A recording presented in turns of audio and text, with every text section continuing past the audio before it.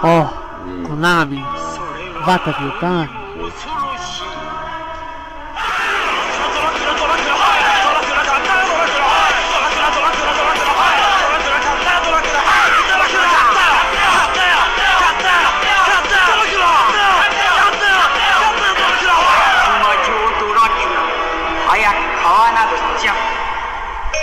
Shut up.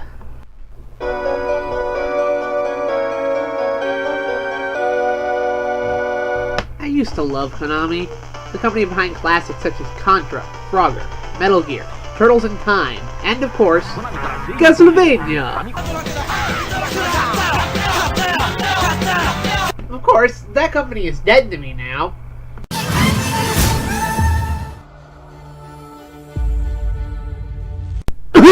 Anyway, that logo used to be a golden seal of quality. Whenever you saw that logo pop up, or that one, I guess? No. Yeah, that one. Yeah, that logo. That meant you were in for a good time, and a difficult one. No kidding, Konami games hold you in and ground you into hamburger. They are the definition of NES horror. Even the legendary Konami code only got you so far. And you didn't even have that luxury in the arcade games. Yeah, arcade games, you know? The vast majority of which Konami refuses to re-release on home consoles, thus forcing people to resort to piracy through MAME in order to experience these awesome, glorious programs of extreme fun! Like what I had to do to play today's topic, Haunted Castle. Castlevania has almost always been a home affair, but there have been a few exceptions. Hey, it's better than this crap. There was also Versus Castlevania for the Nintendo Versus system. Or Nintendo VS, I don't know. An arcade cabinet designed to play Nintendo games in an arcade format in case you couldn't actually afford an NES. You know, like the Neo Geo MVS, but for the really poor. Coincidentally, this was the only way to play the original Goonies NES game, another game by Konami, in North America, as the cartridge was Japan exclusive. See? Even back then, Konami was making choices that made no sense! But what about a completely original classic Castlevania-style arcade game? That is what Haunted Castle is. Released in February of 1988, 2 years after the original Akumajou Dracula, and only 1 year after Simon's Quest, Haunted Castle is the true arcade entry in the franchise. And one of the odd ducks in the series, sitting alongside Vampire Killer for the MSX and Castlevania The Adventure Reaper.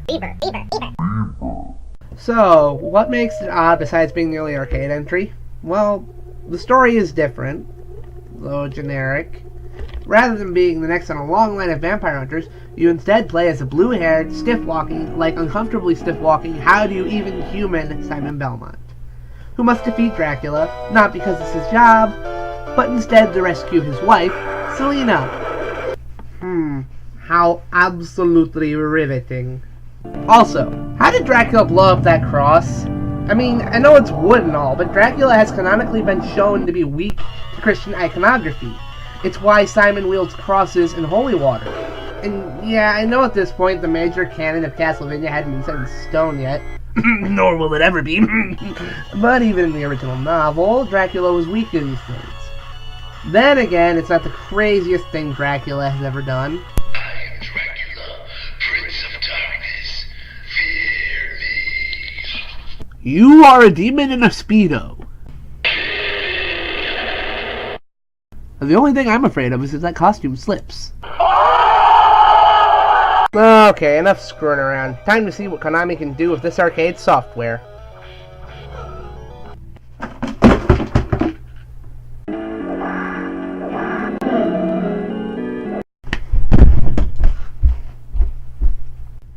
Oh, nope, I'm just fine, yeah, what?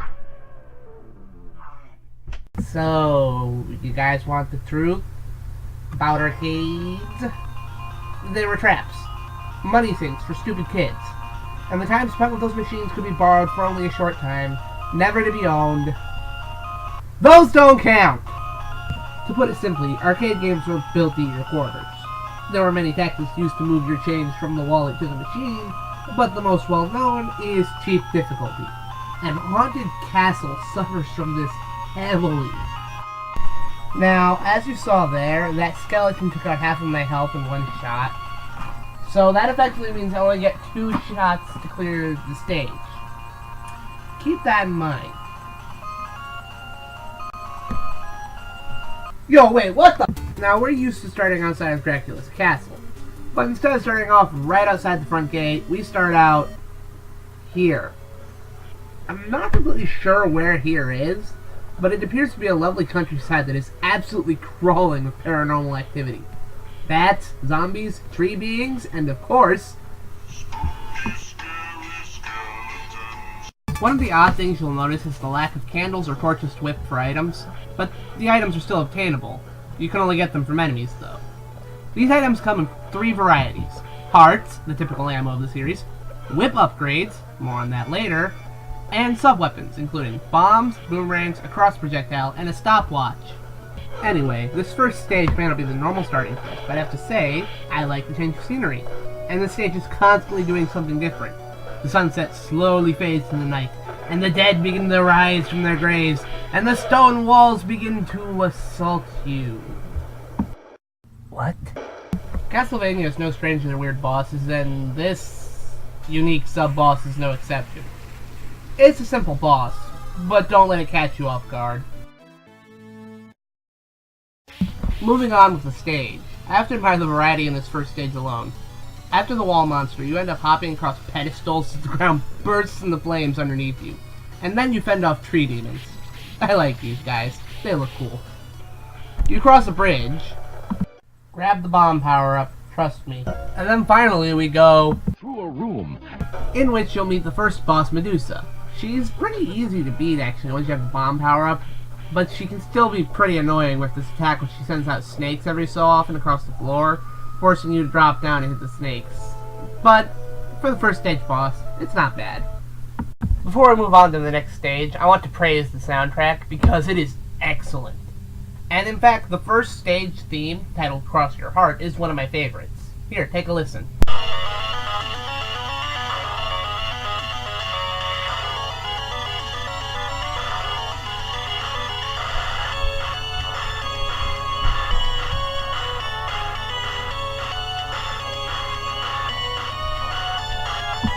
I was pleasantly surprised to learn that this song has actually reappeared in a few modern Castlevania games, including Portrait of Ruin and Castlevania the Arcade. Huh.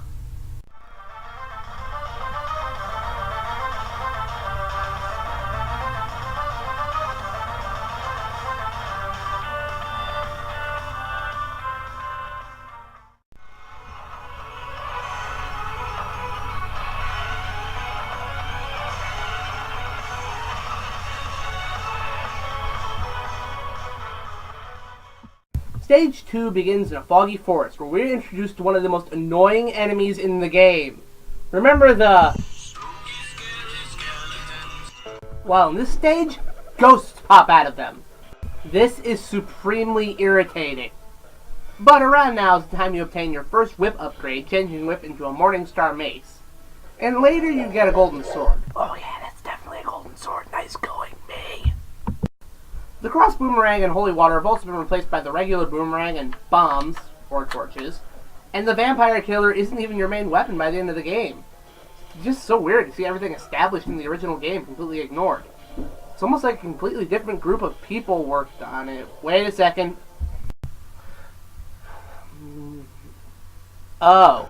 Anyway, the game continues to move at a good pace as we enter an underground passage where we meet the mermen who appear to frolic not in pure water, but instead, in the blood of men. Also, rocks. We go deeper into the caverns to find what's kind of like a shortened version of the catacombs level from the original Castlevania, and then we finally proceed upwards. The stopwatch should be popping up at any time now, and I urge you not to pick up any other weapon in the game aside from this. Trust me, you will need it. Why? Well, here's a good example. Remember those snake things in the original game? Well, here, it's now a mini-boss. And given how few hits it takes to kill you, the stopwatch is a lifesaver. And the weird thing is that this applies to every boss in the game, and even a few of the more frustrating enemy encounters. Grabbing the stopwatch is almost the only thing that makes the intense difficulty bearable. Anyway, a journey through some haunted cliffs brings us to the boss of this stage. A large bone serpent. This would be a tough boss fight if you had neglected to pick up the stopwatch, but I didn't, so down it goes. And we finally get to the part of the game that we were all waiting for, the thing promised from the outset, the haunted castle.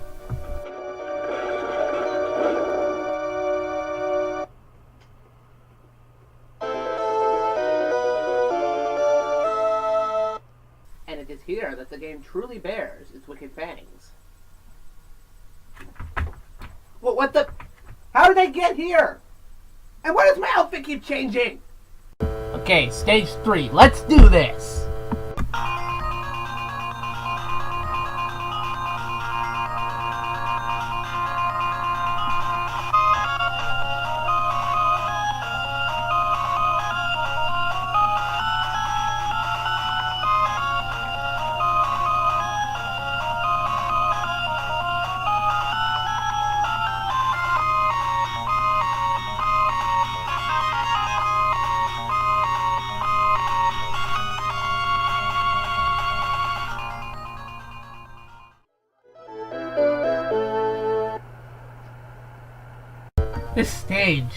This freaking stage. Where do I start? Well, the remix of Bloody Tears gets you all pumped up, but then you meet another one of the most annoying enemies in the game, the Flea Men. Thankfully, they don't hop around the screen like a child hopped up on sugar, but they do move so dang fast that you need to time your strike so it connects just when they jump. Otherwise, you're taking a hit. Combine that with falling chandeliers and axe-throwing knights, and you've got a big frickin' problem. Not to mention the ghosts. And then there's the proverbial nail in the coffin. Yeah, I've been avoiding this until now, but there's a problem with this game. But you know how I only have a few hits left before I get killed? Well, there's more. Or rather, no more. I'm long past the point of caring on this. Yep, in addition to unfair difficulty, this game also has limited continues. 3 to be precise, and then after that, it's all the way back to the beginning of the game. You can boost your health up by inserting up to 3 coins and pushing the start button. But bear in mind, most kids will only drop a quarter or 2 into this machine before giving up. And all the health boost does is delay the inevitable, since the extra life costs continues. And if you fall into a pit, it's all over. So, I did some research, and it turns out the Japanese version of the game is easier to play, as the enemies don't hurt as much when they hit you. But, you know, American audiences wouldn't have had access to that. So, however, since we're playing this through an emulator, this means we can, well, just cheat and play the Japanese version. We can also mess around with the dip switches, but that doesn't really do much. So, you know, yeah. But, you know, I should stop rambling and just get back to the game. And I'm gonna hope this room doesn't change again because... how can I get around for Halloween when I can't even stay in my room? Ah! At least the stage is constantly throwing new things at you. You aren't even halfway through the stage when you're warped into an alternate dimension where you end up fighting some harpies. Unfortunately, these things are showing their nips, and I don't think I can show you that. Then again, Disney got away with it. Continuing the trend of throwing new things at us every few steps, Simon fights his most deadly adversary yet. Dinner. A few more flea men, knights, chandelier, ghosts, and eyeballs later, we meet the boss, a stained glass knight. Still got your stopwatch? Picked up the sword earlier in the stage? Then you know the drill.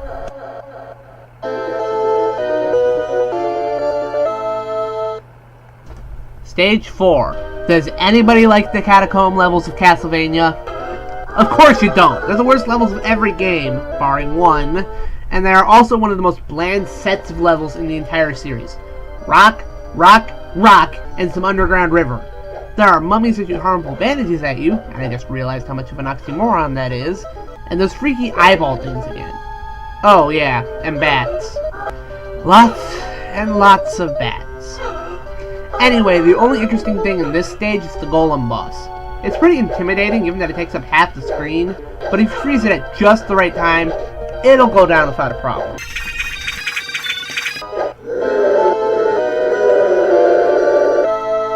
Let's see what sort of settings we've done so far. Countryside graveyard, check. Forest, check. Castle, check. Catacombs, check. Cavern, cliff, check. Done all that. We got all those spooky locations down. But I can't help but feel like there's one thing missing. But I don't know what it could be.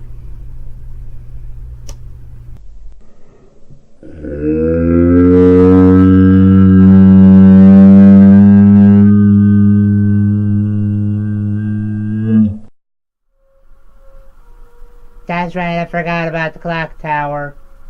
You know how I said there was one level that was worse than the catacombs? That would be the clock tower. These stages, they're just the worst, and this may be King of the Hill, if, I don't know, maybe stage, Castle, let's recount all of the stuff this game does wrong. 1. Ridiculous amounts of damage when you get hit by an enemy in the American version, with the Japanese version only being slightly better about this. And then you have limited continues in both versions. And you have that on top of the typical Castlevania bullcrap. And then they have to throw what has to be the absolute worst thing at you. This f***ing elevator. Look at it! Look at it! Look at it!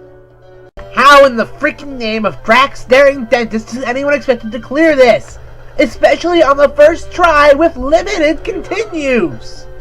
Well, it's quite simple. They didn't. They just expected you to pony up the cash to give it another go. This may be the worst thing in the stage, but this stage would still be the worst thing in the game without it. There's so much stuff going on in this stage. You got the knights, the flea men, the mummies, and even the crows are far more annoying in this stage as well. And finally, there's the flaming skulls. I hate these things! I hate them more than the bats, more than Medusa heads, and more than the puzzles in Simon's Quest combined! See, people are always talking about how Medusa heads piss them off because of their zigzag patterns. Well, these guys move in a straight line, but at a slant. And since your sword only goes straight in front of you, this becomes a massive problem, compounded by the fact that a new skull spawns every few seconds without end. These guys make the stage so unnecessarily difficult that I find it hard to put it into words. But on film, I think my frustration becomes perfectly clear. Come on! Die, monster. You don't belong in this world. It was not by my hand that I once Spooky, scary skeletons and shivers down your spine. Shrieking skulls will shock your soul, seal your doom tonight. Spooky, scary skeletons speak with such a screech. You'll shake and shudder in surprise when you hear these zombies shriek. What is a man? What is a man? Want to socialize, but I know these things. a spooky, scary skeleton shouts startling, shrilly screams. They'll sneak from your sarcophagus and just won't leave you be.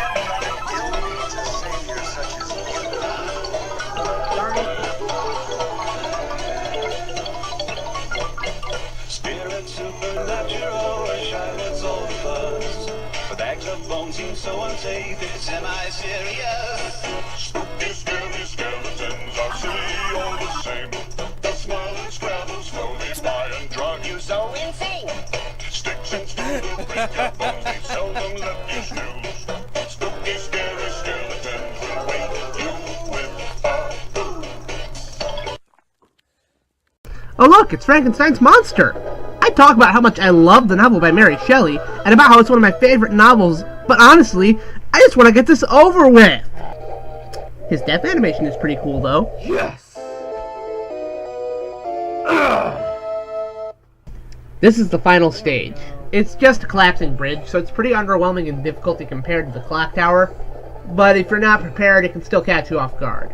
Now what you gotta do is you just gotta keep moving forward, only stopping to take out the bats along the way. Because the bats are the only way you're gonna get hearts, which you need to beat Dracula, because without that stopwatch, you're pretty much screwed. However, sometimes the bridge might be collapsing too fast, and you have to decide whether or not you're gonna take a hit from the bat, or if you're gonna try to stop and hit it. It's a pretty intense mind game the game's playing here, where you have to decide, do I take the hit, or do I keep moving forward? And the bridge feels as if it will stretch on for eternity. Sometimes, it all adds to the uncertainty of if you'll be able to beat the evil count at the end.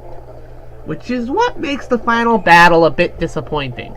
So you take down that last harpy that for whatever reason is waiting here in front of Dracula's tomb, and then the Count himself appears. Now if you elected not to use the stopwatch, this battle might be kinda difficult. But the stopwatch transforms Dracula from formidable foe to unworthy punk in a heartbeat. But as you all know, Dracula never gives up on the first try. So now you prepare for the most epic battle in all of horror history.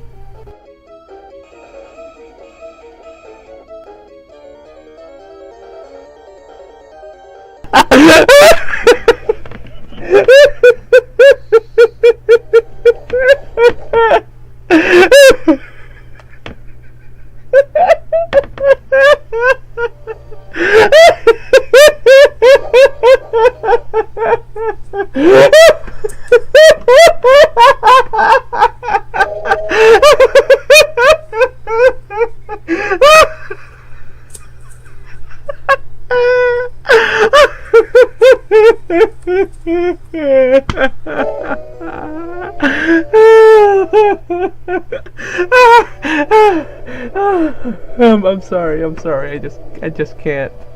I'm sorry. That's just funny. But we all know that no matter how many times we beat Dracula, he'll always be back again in the next game or movie or whatever. In the meantime, I'd like to think he goes and grabs like a cupcake or a hamburger or Coke.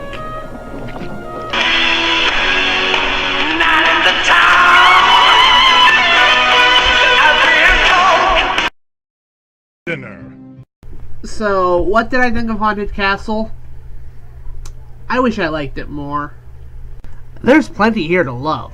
The graphics and overall visual aesthetic are both wonderfully spooky, and the music is superb. The levels are also well crafted and are always introducing new and interesting obstacles to overcome, with almost none of them ever repeating in the game. It has great variety, and you're always guessing what the game will throw at you next. But the unfair difficulty, limited continues, and the last few stages really bring the whole thing down. So overall, Haunted Castle isn't the best that the series has to offer, but it's not the worst either, and it's yet another testament to how Konami used to be. Good old Konami. Back when they knew the key to money was to make good games, and not f***ing pachinko machines. Even though I know pachinko is actually making them a ton of money right now, but I don't care. Really, who does care? Ah! But hey, it's Halloween. So grab some candy, turn on your Nintendo, turn off the lights, and play some Castlevania. This has been the Shaggy Turtle Studios, and like it or not, I will see you in the next video. Bye!